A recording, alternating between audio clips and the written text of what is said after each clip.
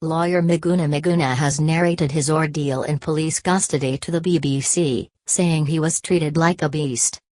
The controversial lawyer said he was abducted from Runda by tens of heavily armed hooded men who claimed they were police officers and treated like a beast.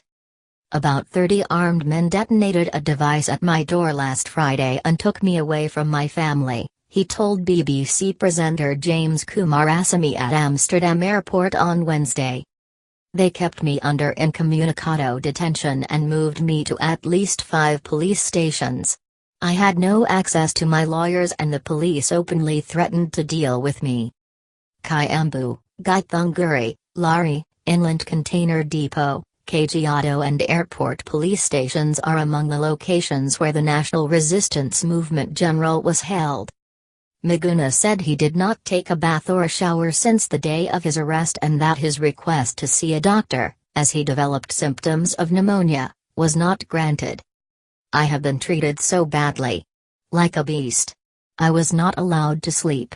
I was kept standing for over 24 hours and when I managed to sleep, I did so on a bare cement floor that was cold, he said. But he added, I am going to Canada, which I know stands for the highest standards of human rights. Miguna said he was deported after he refused to accept the charges mounted against him. They had charged me with being a member of NRM, which is apparently an outlawed group, and said that by administering the oath during the swearing-in, I aided Raila in committing a capital offense, which is treason.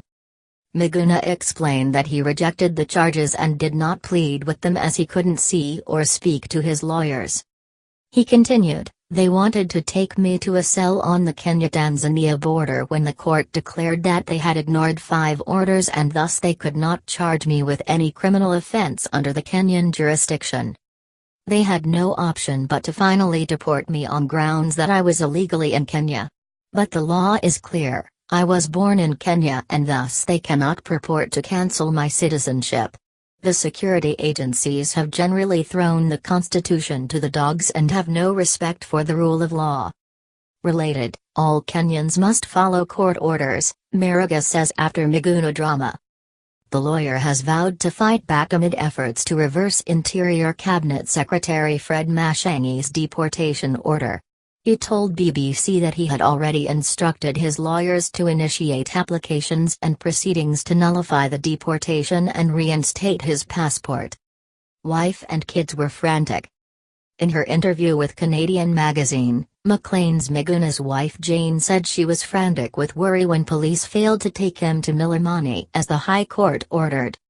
She said she kept calling the case manager at the Canadian High Commission in Nairobi while trying to find her husband. From Sunday to yesterday, Tuesday, she, the official, was not even able to tell me if Miguna was dead or alive, Jane said in her interview. This really worried me because the commissioner was not even able to get information from the Kenyan government to assure me that they were holding Miguna and that he was alive. Jane said Miguna had told their 3 children he would be returning home at the weekend. They were already asking why didn't Daddy come, she said, adding she kept telling them that he had an engagement. The two have been married for 16 years and have been living in Richmond Hill, Canada. Miguna was arrested at his Runda home in Nairobi last Friday night and kept in police custody for 5 days.